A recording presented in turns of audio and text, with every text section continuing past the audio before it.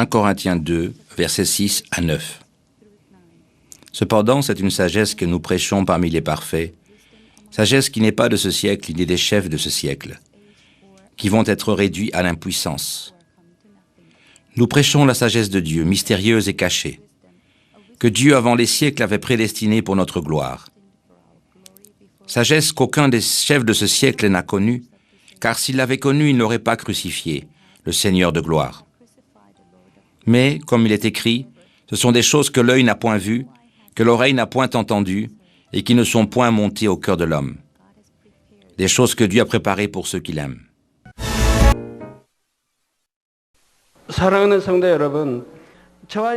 Chers frères et sœurs en Christ, le chemin pour vous et moi de recevoir le salut et d'entrer dans le royaume des cieux est notre Sauveur Jésus-Christ. Beaucoup de chrétiens répandent l'Évangile en disant « Si vous croyez dans le Seigneur Jésus, vous serez sauvés ». Mais ils ne peuvent pas réellement expliquer clairement la providence du salut. Ils ne peuvent pas expliquer clairement pourquoi nous pouvons être sauvés en croyant dans le Seigneur. Ceci est la 9e session du message de la croix, et je vous parlerai de la providence du salut, du pourquoi nous sommes sauvés lorsque nous croyons dans le Seigneur Jésus-Christ. Avant le commencement, Dieu avait déjà fait un plan pour sauver l'humanité, qui deviendrait l'esclave de l'ennemi, le diable et Satan, et les délivrer de la loi du péché et de la mort. Mais jusqu'à ce que le temps soit venu, c'est-à-dire jusqu'à ce que Jésus soit crucifié et ressuscité, Dieu a gardé le secret du chemin du salut. 1 Corinthiens 2, verset 7 dit « Nous prêchons la sagesse de Dieu, mystérieuse et cachée, que Dieu, avant les siècles, avait prédestinée pour notre gloire. »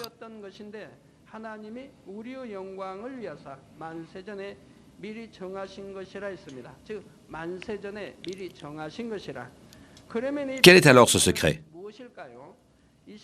J'espère que vous comprendrez clairement la sagesse de Dieu qui avait été cachée avant que les temps ne commencent. Je prie au nom du Seigneur que vous rendrez perpétuellement gloire et louange à la sagesse et à l'amour de Dieu.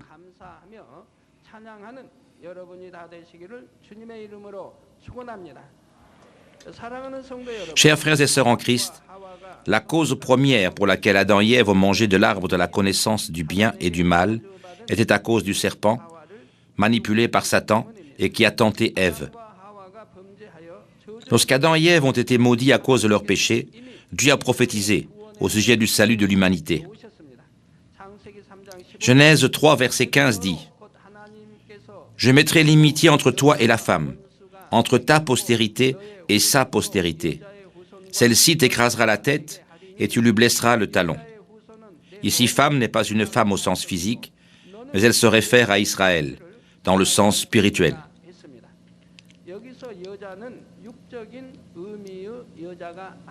La postérité de la femme représente Jésus-Christ, qui viendrait au milieu du peuple d'Israël.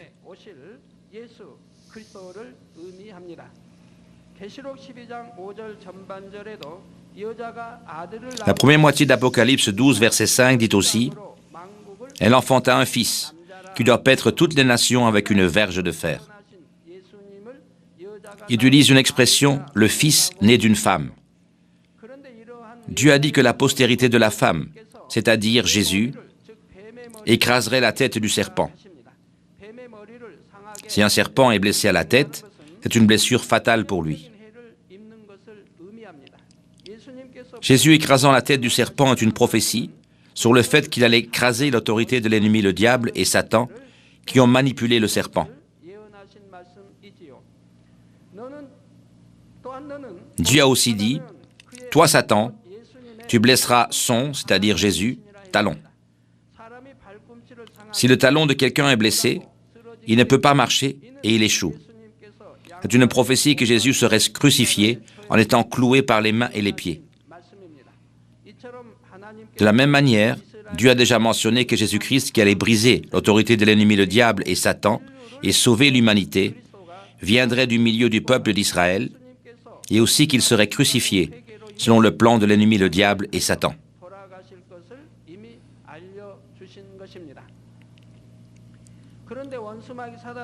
Mais même l'ennemi, le diable et Satan savaient que le Sauveur viendrait d'Israël et prendrait leur autorité. Ainsi, ils ont essayé de ne pas perdre leur autorité.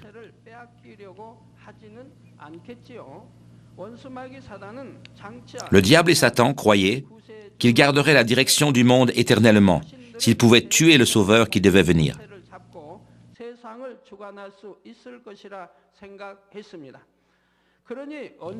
Ils attendaient que le Fils de la femme naisse. Dès qu'un serviteur de Dieu apparaissait, ils essayaient de le tuer en pensant qu'il pourrait être le Sauveur. C'est pourquoi ils ont essayé de tuer les prophètes, les disciples et les apôtres qui accomplissaient des miracles et montraient des signes. Finalement, il y a 2000 ans, Jésus est né à Bethléem en Israël. L'ennemi, le diable et Satan ont essayé de tuer Jésus en provoquant le roi Hérode, qui régnait en ce temps-là sur Israël. Satan a fait en sorte qu'Hérode devienne anxieux lorsque son trône soit menacé par Jésus, qui était venu en tant que roi d'Israël.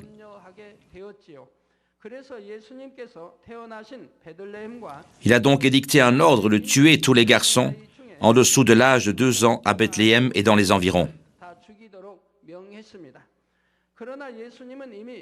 Mais Jésus n'était pas là, parce qu'un ange de Dieu était apparu en rêve à Joseph, qui était généalogiquement le père de Jésus, ce qui leur a permis d'échapper en Égypte. Même après cela, l'ennemi, le diable et Satan ont essayé de tuer Jésus par des gens mauvais. Ceux qui étaient mauvais étaient utilisés comme des instruments du mal parce qu'ils étaient tentés par Satan dans leur mauvais cœur et dans leurs pensées. Pendant son ministère, Jésus n'a fait que des bonnes choses, comme guérir les malades et prêcher l'évangile du royaume des cieux. Même à ce moment, des gens mauvais tels que les pharisiens et les prêtres étaient jaloux de Jésus. Ils le haïssaient. Ils ont essayé de le tuer en utilisant toutes sortes de plans. Mais parce que Dieu protégeait Jésus, personne ne pouvait lui faire du mal, peu importe le nombre de fois où ils ont essayé. Jésus a aussi échappé à des situations dangereuses, avec une grande sagesse. Mais quand le temps fut venu dans la providence de Dieu, Jésus a été arrêté par les méchants et a subi la mort horrible de la crucifixion. Tout, y compris la protection et la permission d'arrêter Jésus, fait partie de la providence de Dieu. Chers frères et sœurs en Christ, l'ennemi, le diable et Satan ont cru que tout s'était bien résolu. Étant donné qu'il avait crucifié le fils de la femme, qui devait écraser la tête du serpent, ils croyaient qu'ils allaient maintenant jouir éternellement de l'autorité. Mais c'est ici que la sagesse de Dieu se révèle. En tuant Jésus, nous pouvons dire que l'ennemi, le diable et Satan ont été pris dans leur propre piège.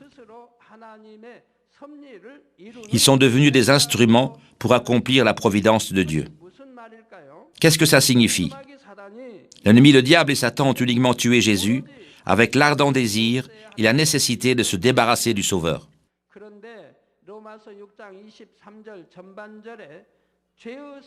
Mais selon la loi du monde spirituel, qui dit en Romains 6, 23, « Le salaire du péché, c'est la mort », la punition de la mort ne peut être appliquée qu'aux pécheurs.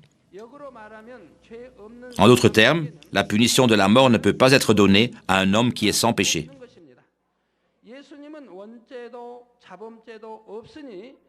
Jésus n'avait ni le péché originel, ni les péchés commis par lui-même.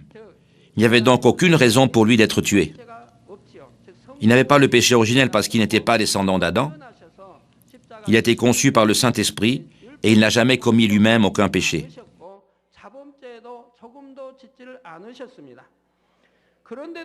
Mais l'ennemi, le diable, a malgré cela tué le Jésus sans péché et par conséquent, le diable a violé la loi du monde spirituel. La conséquence de la violation de la loi du monde spirituel est le fait que le diable a dû restituer l'autorité de gouverner la mort et l'homme. Jésus a été crucifié, mais parce qu'il n'avait pas de péché, il a pu briser l'autorité de la mort et il est ressuscité. Aussi, ceux qui s'unissent au Seigneur en croyant en lui dans leur cœur peuvent maintenant être délivrés de l'autorité de la mort, de l'ennemi le diable, et entrer dans le royaume des cieux. Ceux qui sont dans la tombe, après avoir cru dans le Seigneur, et ceux d'entre vous qui sont unis avec le Seigneur auront un corps ressuscité à la venue de notre Seigneur, et ils auront le banquet des noces de 7 ans dans les airs. Ensuite, nous entrerons dans la vie éternelle. La prophétie de Dieu, le fils de la femme écrasera la tête du serpent, a été fidèlement accomplie. À propos de cela, Romains 5, 18, 19 dit « Ainsi donc, comme par une seule offense la condamnation a atteint tous les hommes, de même par un seul acte de justice, la justification qui donne la vie s'étend à tous les hommes.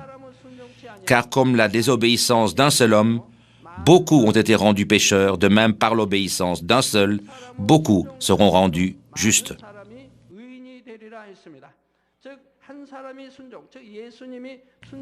Par l'obéissance d'une personne, c'est-à-dire Jésus, la plupart, pas tous, accepteront Jésus comme leur sauveur et vivront selon la parole de Dieu.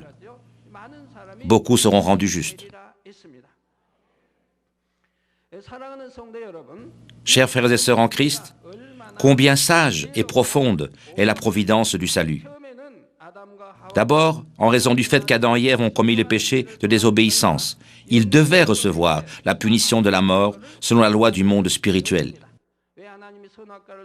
Je vous ai déjà expliqué pourquoi Dieu avait fait l'arbre de la connaissance du bien et du mal en sachant qu'Adam en mangerait. Et plus ou moins 4000 ans plus tard, l'ennemi, le diable et Satan ont violé à leur tour la loi du monde spirituel et ont perdu leur autorité sur la mort. Par cette même loi spirituelle, le salaire du péché, c'est la mort. D'une part, l'humanité est tombée dans la mort, et d'autre part, l'autorité de la mort a été brisée, et maintenant, nous pouvons être sauvés par la foi. L'ennemi, le diable, a essayé de garder cette autorité jusqu'à la fin, avec sa sagesse. Mais Dieu a vu au travers de ce plan, il avait préparé la providence du salut depuis le commencement. Si l'ennemi, le diable, avait connu cette providence de la croix, il n'aurait pas tué Jésus.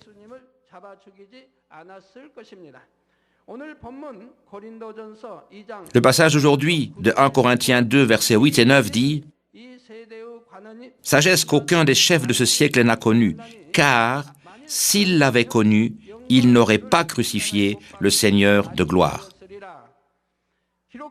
Mais comme il est écrit, ce sont des choses que l'œil n'a point vues et que l'oreille n'a point entendues et qui ne sont point montées au cœur de l'homme, des choses que Dieu a préparées pour ceux qui l'aiment. » C'est le secret caché avant le commencement des temps. Si l'ennemi, le diable, avait connu ce secret, il n'aurait jamais crucifié Jésus. Alors le chemin du salut n'aurait pas été ouvert. C'est pourquoi il est appelé le secret caché avant le commencement des temps. C'est pourquoi Dieu a gardé sa providence comme un secret, jusqu'à ce qu'elle soit complètement accomplie au travers de la croix, de sorte que l'ennemi, le diable, ne la connaisse pas.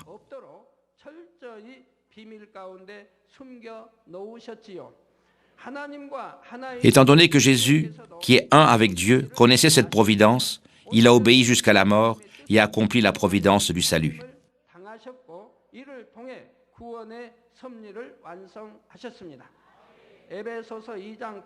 Éphésiens 2, verset 8 dit « Car c'est par grâce que vous êtes sauvés par la foi. Et cela ne viendra pas de vous, c'est un don de Dieu. »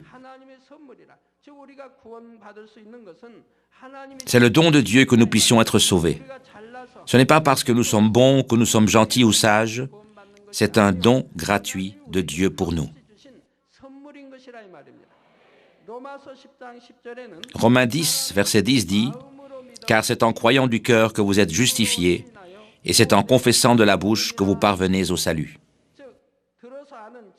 C'est-à-dire, Vous ne devez pas avoir une foi de connaissance, mais vous devez croire dans votre cœur. Ceux donc qui croient dans leur cœur vivront par la parole, garderont les commandements de Dieu et vivront dans la lumière. C'est comme cela qu'ils sont justifiés. Ils chassent ce que Dieu dit de chasser, comme chasse le mal. Ils ne feront pas ce que Dieu nous dit de ne pas faire. Ils font ce que Dieu nous demande de garder et font ce que Dieu nous demande de faire. C'est comme cela qu'ils sont justifiés. Et quand ils confessent cette foi de leurs lèvres, ils atteignent le salut.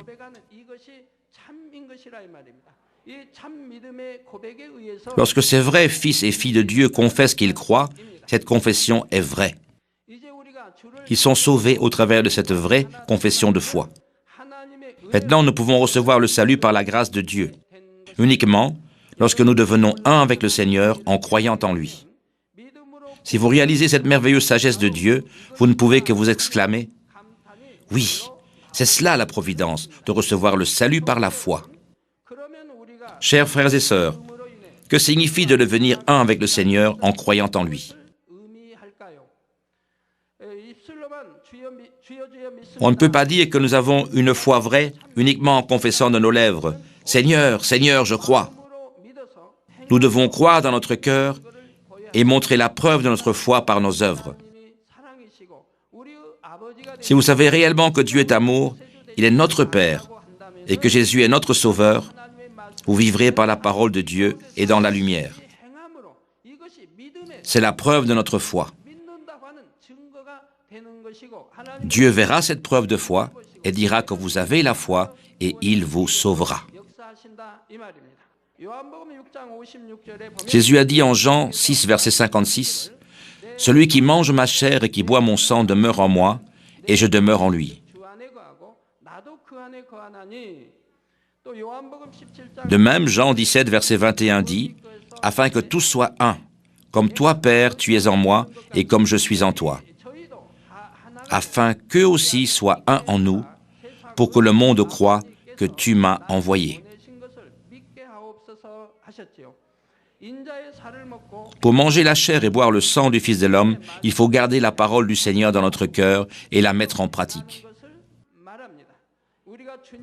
Si nous gardons la parole du Seigneur et la pratiquons, nous demeurons dans le Seigneur et le Seigneur demeure en nous. Bien sûr, ce n'est pas facile de garder et de pratiquer toute la parole de vérité dès que nous acceptons le Seigneur.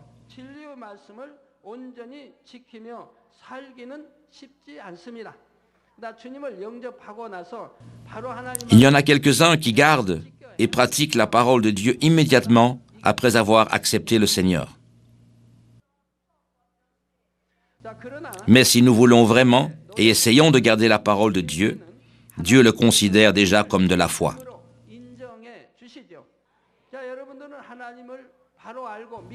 Parce que vous connaissez Dieu et croyez vraiment en lui, et parce que vous savez que Jésus est notre Sauveur, et parce que vous savez ce qu'est le message de la croix, vous essayez de garder la parole de Dieu lorsque vous l'entendez, n'est-ce pas?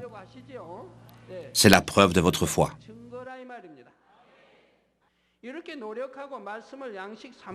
La manière de devenir unis et un avec le Seigneur est de nous changer nous-mêmes et de ressembler au Seigneur de cette manière. Si vous croyez vraiment dans le Seigneur, vous allez définitivement croire, garder et pratiquer ses paroles. Vous essayerez de garder des commandements tels que « Soyez saints »,« Débarrassez-vous du péché et du mal », « Ne vous compromettez pas avec l'injustice », « Soyez honnêtes »,« Soyez vrais », « Aimez-vous et servez-vous les uns les autres », « Cherchez d'abord l'intérêt des autres » et ainsi de suite. Si les gens mondains entendent ces paroles, ils pourraient penser que c'est insensé. Mais 1 Corinthiens 1,18 dit « Car la prédication de la croix est une folie pour ceux qui périssent, mais pour nous qui sommes sauvés, elle est une puissance de Dieu. »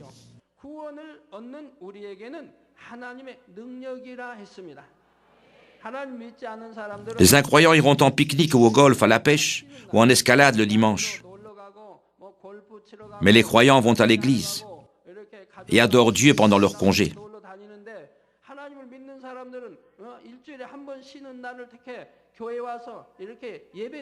Ainsi, à la vue des incroyants, combien cela peut sembler insensé.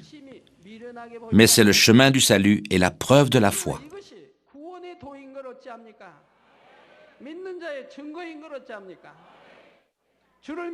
Si vous avez foi dans le Seigneur, vous pouvez prendre le chemin et garder la parole de vie avec joie, même si c'est un chemin de souffrance.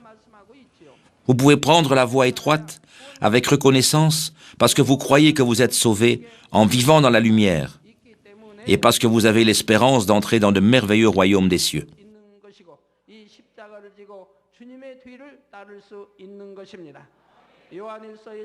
1 Jean 1, verset 7 dit « Mais si nous marchons dans la lumière comme il est lui-même dans la lumière, nous sommes mutuellement en communion.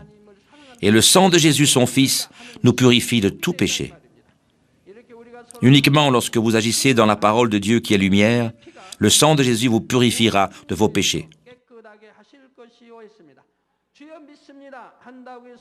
Le sang du Seigneur ne nous lavera pas uniquement si nous confessons « Seigneur, je crois ». Uniquement lorsque nous agissons dans la lumière, c'est-à-dire dans la parole de Dieu, le sang de Jésus nous lavera de tous les péchés. Uniquement lorsque vous agissez dans la parole de Dieu, uniquement lorsque vous agissez dans la parole de Dieu qui est lumière, le sang de Jésus vous purifiera de vos péchés. Hébreux 10, verset 17 dit « Et je ne me souviendrai plus de leurs péchés, ni de leurs iniquités. » Le psaume 103, 12 dit aussi « Autant l'Orient est éloigné de l'Occident, autant il éloigne de nous nos transgressions. » De la même manière, ceux qui se repentent et demeurent dans la lumière verront les péchés qu'ils ont commis dans le passé pardonnés. Ils peuvent aussi participer à la résurrection du Seigneur et ils jouiront du bonheur dans le royaume éternel des cieux.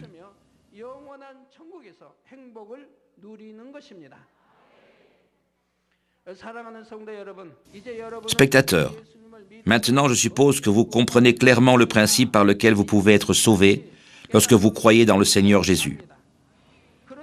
Mais, ici, il y a une autre chose importante dont vous devez vous souvenir. C'est qu'il y a une grande différence entre les noms de Jésus et de Jésus-Christ ou le Seigneur Jésus.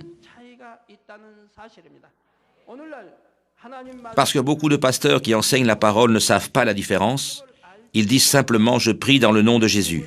Amen. Mais vous ne devriez pas faire cela. Matthieu 1, 21 dit « Elle enfantera un fils et tu lui donneras le nom de Jésus. C'est lui qui sauvera son peuple de ses péchés. » Comme il est écrit, la signification du nom Jésus est celui qui sauvera son peuple de ses péchés. Il est dit « il sauvera ».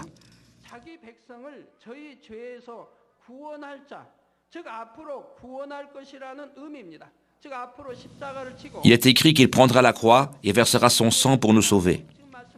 Cependant, le Christ signifie le oint et se réfère à celui qui a déjà obtenu la qualification du Sauveur.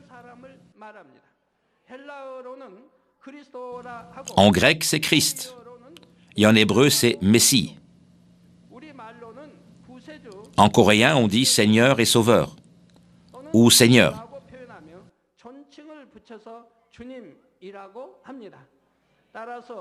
C'est pourquoi lorsque nous disons le Seigneur Jésus ou Jésus-Christ, le nom porte la signification qu'il a déjà sauvé son peuple de ses péchés.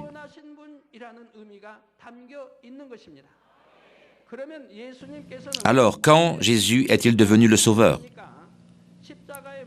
C'est quand il a brisé l'autorité de la mort et est ressuscité le 3e jour après avoir été crucifié.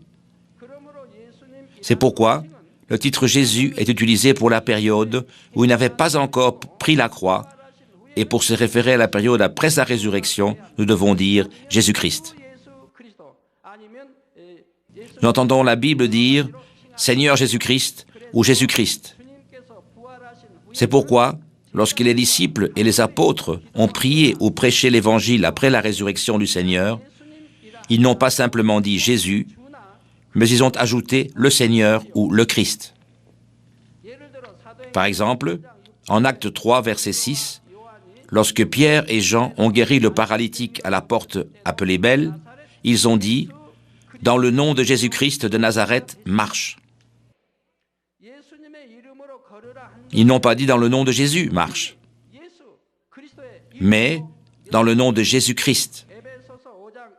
Éphésiens 5, verset 20 dit aussi « Rendez continuellement gloire à Dieu le Père pour toutes choses, au nom de notre Seigneur Jésus-Christ ». Ici aussi, il est écrit dans le nom de notre Seigneur Jésus-Christ, pas dans le nom de Jésus.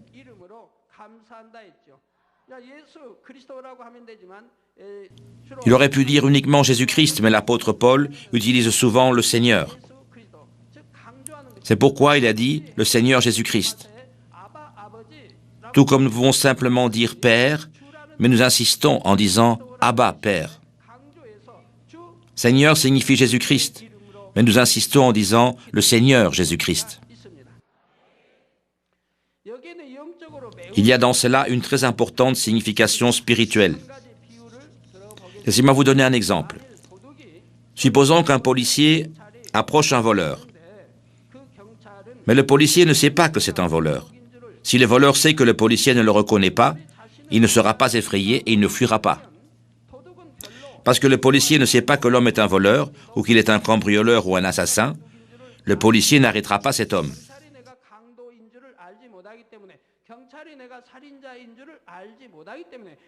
L'homme n'aura donc pas peur du policier. Si le policier connaît son identité, que fera-t-il?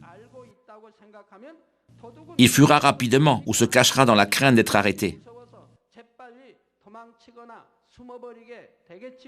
C'est pareil pour l'ennemi, le diable. Si vous priez au nom du Seigneur Jésus-Christ, connaissant exactement la providence du salut, vous pouvez avoir une puissance de prière totalement différente que celle de prier seulement au nom de Jésus. Même pour les choses qui ne sont pas possibles pour vous seul, parce que vous confessez et priez avec la foi que c'est possible en Jésus-Christ le Sauveur, votre prière sera plus puissante.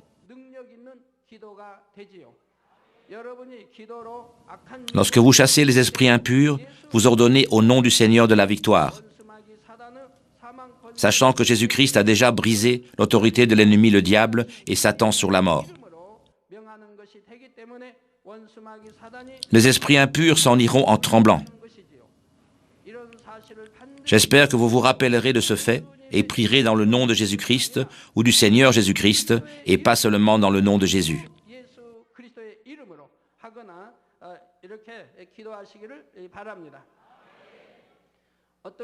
Certaines personnes prient aussi au nom de Jésus-Christ, le Nazaréen. Un pasteur m'a dit qu'il priait toujours dans le nom de Jésus-Christ, le Nazaréen. Et Jésus est apparu dans ses rêves et lui a dit « Pourquoi ajoutes-tu le Nazaréen? Tu peux seulement prier au nom de Jésus-Christ. » C'est-à-dire qu'ils avaient l'habitude de dire en Israël le Nazaréen, parce que Jésus a grandi à Nazareth. Mais dans d'autres pays, nous ne devons pas inclure l'expression « Nazaréen ». Nous pouvons simplement prier dans le nom de Jésus-Christ ou du Seigneur Jésus-Christ. Chers frères et sœurs en Christ et chers spectateurs, Apocalypse 3, verset 21 dit « Me voici, je me tiens à la porte et je frappe. » Spirituellement, porte se réfère aux pensées, et le Seigneur frappe donc à notre cœur en dehors de nos pensées. Si quelqu'un entend ma voix et ouvre la porte, j'entrerai et je souperai avec lui et lui avec moi.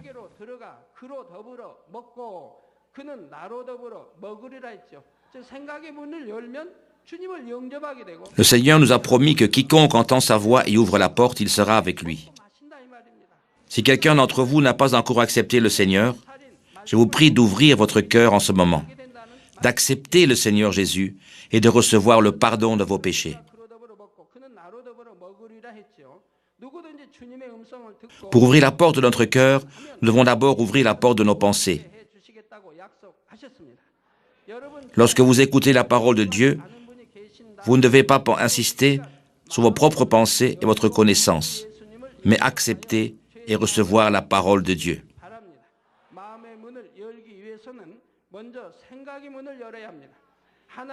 J'espère que vous ne douterez pas en pensant « Comment puis-je croire en Dieu que je ne peux pas voir ?» Je ne puis pas comprendre une vierge qui est enceinte de Jésus ou un mort qui revient à la vie. Mais reconnaissez seulement la puissance de Dieu qui est au-delà de la connaissance et des pensées humaines.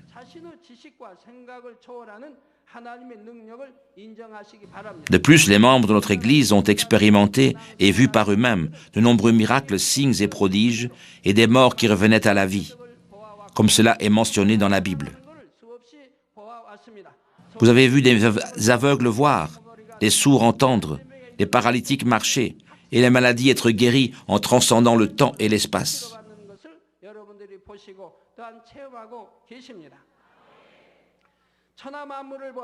Uniquement en regardant toutes choses dans l'univers, il y a tellement de preuves du Dieu vivant.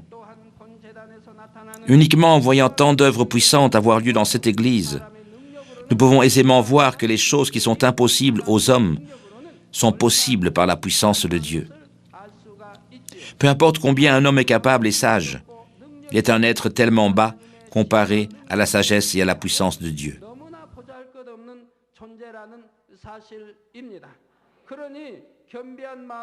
C'est pourquoi nous devrions sortir de nos pensées avec une intelligence humble et reconnaître le fait que Dieu est le Créateur tout-puissant et que sa parole est vérité.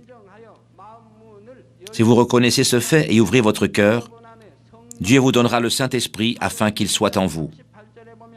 Acte 2, verset 38 dit, Pierre répondit, « Repentez-vous et que chacun d'entre vous soit baptisé au nom de Jésus-Christ pour le pardon de vos péchés et vous recevrez le don du Saint-Esprit. »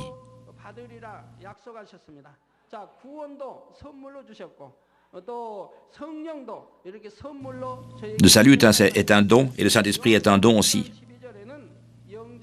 Jean 1, 2 dit, « Mais à tous ceux qui l'ont reçu, à ceux qui croient en son nom, elle a donné le pouvoir de devenir enfants de Dieu. » Si vous ouvrez votre cœur, vous repentez et recevez le Saint-Esprit, vous aurez la foi véritable par l'œuvre du Saint-Esprit. Vous recevrez aussi la force de vivre selon la parole de Dieu.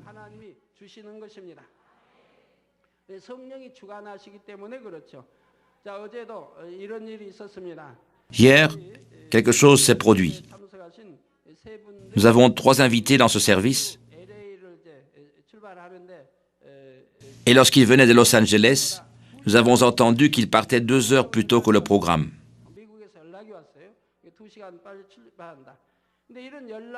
Donc, selon le programme originel, ils auraient dû arriver ici à 19h30.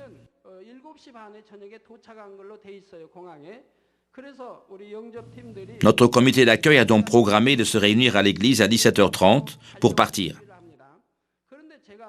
Et maintenant, pendant que je rencontrais les membres dans ma résidence le samedi, j'ai été remué dans mon cœur. J'ai senti qu'ils arriveraient plus tôt que prévu. J'ai demandé au comité d'accueil de partir plus tôt. J'ai envoyé un message parce qu'il y a de nombreuses situations. Il serait mieux qu'ils se préparent auparavant qu'ils aillent tôt à l'aéroport. Ils se sont donc préparés plus tôt.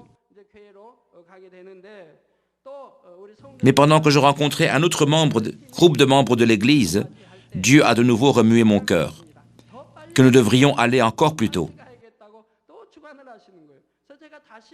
J'ai donc demandé à certaines personnes de leur dire de partir encore plus tôt. Alors, nous avons reçu plus tard l'information que nos invités quittaient Los Angeles 2 heures plus tôt que le programme originel.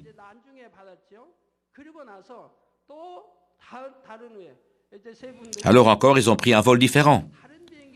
Ils sont venus encore 1 heure plus tôt. Ils ont finalement atterri à l'aéroport de Seoul-Incheon vers 16h30. Notre équipe d'accueil prévoyait de quitter l'église à 17h30.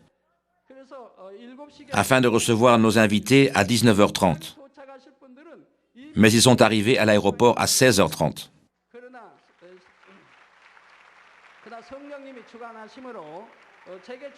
Par la conduite du Saint-Esprit, je leur ai dit quoi faire. Et ils sont partis à l'aéroport 3 heures plus tôt, de sorte qu'ils puissent recevoir les invités à temps. Parce que Dieu sait tout, nous pouvons voir qu'il contrôle tout dans le moindre détail.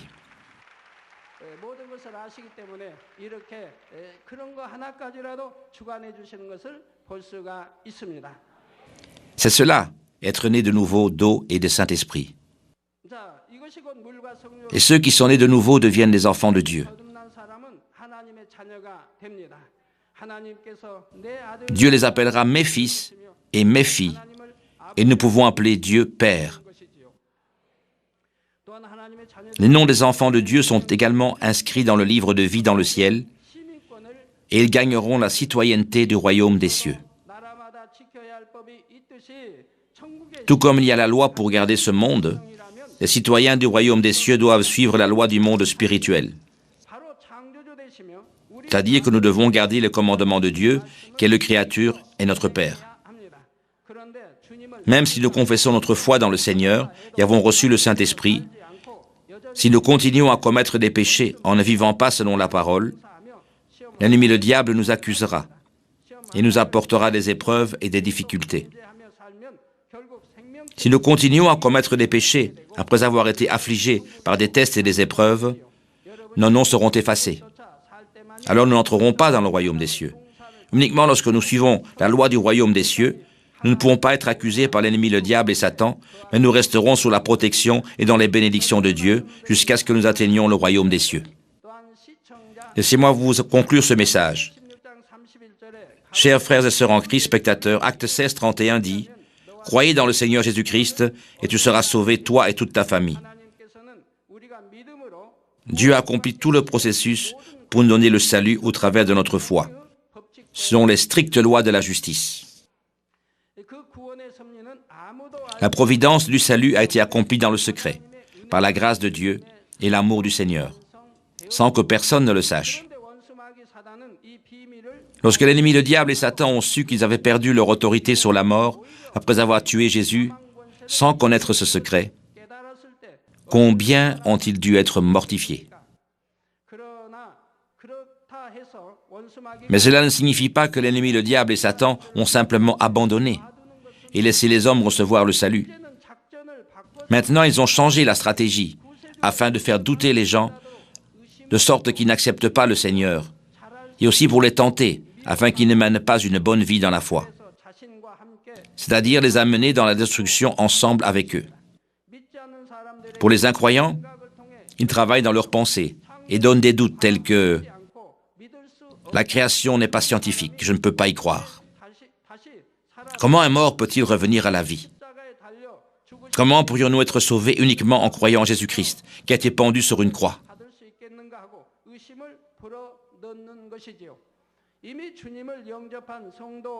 Ils tentent également ceux qui ont déjà accepté le Seigneur afin qu'ils puissent commettre des péchés. Ils vous mettent des tentations telles que vous serez sauvés uniquement en confessant le nom du Seigneur, même si vous commettez des péchés, tout comme des gens du monde. Mais 1 Corinthiens 1, 21 dit « Car puisque le monde avec sa sagesse n'a point connu Dieu, il a plu à Dieu dans sa sagesse de sauver les croyants par la folie de la prédication. » Dieu ne peut-il pas tous nous sauver? Bien sûr, il le peut. S'il écrit dans le ciel avec un feu brillant, « Croyez dans le Seigneur Jésus-Christ, ou vous ne serez pas sauvés. Il y a un ciel et un enfer. Dieu le Créateur est vivant, et si vous ne l'acceptez pas, vous tomberez tous en enfer, parce qu'il y a un jugement. Je reviendrai vous prendre. » Imaginez que Dieu écrit cela dans le ciel avec un feu brillant. Alors tous vont accepter le Seigneur Jésus-Christ, par peur. Mais ce n'est pas la volonté de Dieu de forcer quelqu'un à recevoir le salut. Dieu recherche ceux qui ouvrent leur cœur avec bonté et acceptent Jésus comme leur sauveur, et qui aiment Dieu volontairement, parce qu'il veut gagner de vrais enfants. Il ne veut pas que les gens soient forcés de croire en lui. Il veut de vrais enfants. C'est pourquoi il ne force pas les gens à croire en Jésus par son autorité. Malgré que cela semble insensé, il nous laisse prêcher la parole afin que les gens ouvrent leur cœur, acceptent le Seigneur et mènent une vie chrétienne valable. Il veut ce type de vrais enfants. Peu importe combien l'ennemi, le diable et Satan essayent de tenter et de bloquer les gens. Dieu cherche ceux qui ont la bonté et leur fasse entendre l'Évangile. Ainsi, jusqu'aujourd'hui, d'innombrables personnes ont reçu le salut par la foi. J'espère que vous regardez ce message et que vous croirez en Jésus-Christ qui nous a sauvés avec son amour étonnant et que vous l'accepterez comme votre sauveur personnel. Je prie dans le nom du Seigneur que vous participerez à la gloire de la résurrection avec le Seigneur ressuscité, afin que vous jouissiez du bonheur dans le royaume éternel des cieux.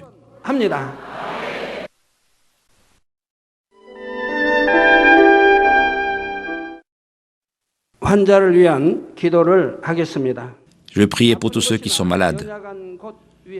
Placez vos mains sur les parties de votre corps qui sont malades.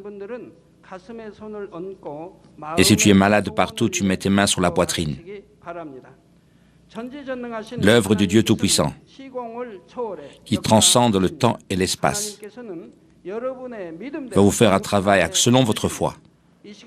Peu importe où vous êtes, si vous recevez cette prière par la foi, vous allez expérimenter la puissance de Dieu. Alléluia, Dieu merveilleux d'amour.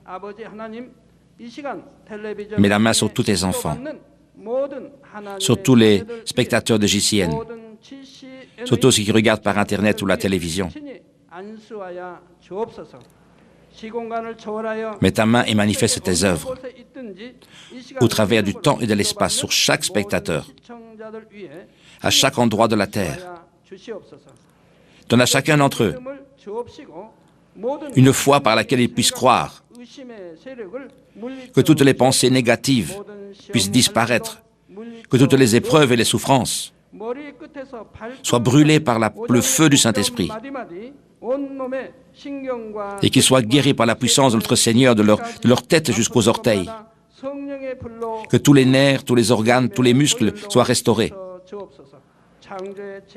que la plus grande puissance de la création, dans le nom de Jésus-Christ, toi le diable et Satan, je te chasse, je t'ordonne de lâcher les bien-aimés, dans le nom de Jésus-Christ, que toutes les maladies, toutes les infirmités, les maladies endémiques, les maladies héréditaires, les maladies incurables, soient brûlées par le feu du Saint-Esprit.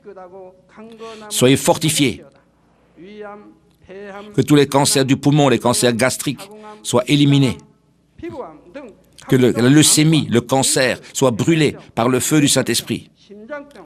Toutes sortes de maladies féminines, l'hypertension, le diabète, l'inflammation, que la polio et la paralysie soient guéris maintenant au nom de Jésus-Christ, que toutes les migraines, les névroses, que tous les effets secondaires soient éliminés maintenant et que tout soit rendu parfait, que tout soit brûlé par le feu du Saint-Esprit. L'épilepsie, l'autisme et l'épilepsie, toutes sortes de maladies mentales, que toute puissance soit chassée dans le nom puissant de Jésus-Christ. Père Dieu, par la plus grande puissance de la création, que tout soit rendu parfait et saint, que tout ce qui est paralysé soit défait, que la vue qui est détruite soit maintenant restaurée, que les aveugles reçoivent la vue, que les muets commencent à parler, que ceux qui soient incapables de concevoir puissent maintenant recevoir la conception, que toutes les parties brûlées du corps soient maintenant restaurées par le feu du Saint-Esprit, que tous ceux qui sont addicts à la drogue, à la boisson soient maintenant guéris dans le nom de Jésus, que toutes les ténèbres soient chassées. J'ordonne dans le nom du Seigneur Jésus-Christ, à toi diable et Satan, Et toutes les puissances des airs, partez maintenant. Et que tous leurs messagers soient également chassés. Et que toutes les puissances des ténèbres, les esprits impurs, les esprits de déception et de tourment, toutes les puissances de l'injustice soient chassées maintenant dans le nom de Jésus-Christ. Donne-leur la force de chasser leurs péchés, alors que leur âme prospère, qu'ils puissent prospérer dans tous les domaines de leur vie et qu'ils soient en bonne santé. Et Seigneur, donne-leur l'espérance et l'amour pour entendre et croire la bonne nouvelle. Qu'ils soient, Seigneur, épargnés de tous les accidents et de tous les désastres.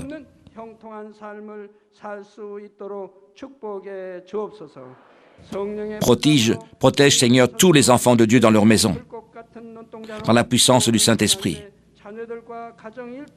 Que ce soit, Seigneur, comme un feu brûlant. Qu'ils entrent ou qu'ils sortent, Seigneur, que tu puisses les bénir abondamment. Donne-leur la sagesse. Permets-leur d'être remplis du Saint-Esprit. Tous les serviteurs et les ministres de Dieu, qui puissent accomplir les tâches que tu leur as données. Qu'il y ait un grand réveil dans chaque église. Conduis tes enfants afin qu'ils puissent te rendre gloire. Que tout ce qu'ils fassent en vie, Seigneur, puisse réussir. Manifeste tes œuvres. Que leurs lèvres puissent témoigner que tu es le grand Dieu et que j'ai reçu les réponses. Que toi seul puisses recevoir toute la gloire et tout l'honneur. Dans le nom de Jésus-Christ.